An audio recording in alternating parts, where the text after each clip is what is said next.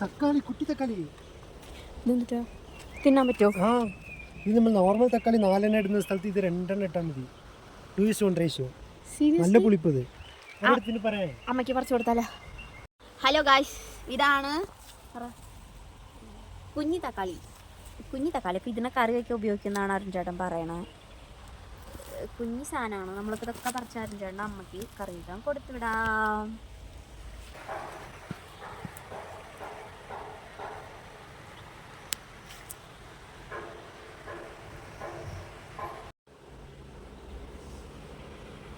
Yes, നമുക്ക് ഇത്രയും കിട്ടി. നമുക്കിത് അരുൺ ചേട്ടൻ്റെ അമ്മയ്ക്ക് കൊടുക്കാം.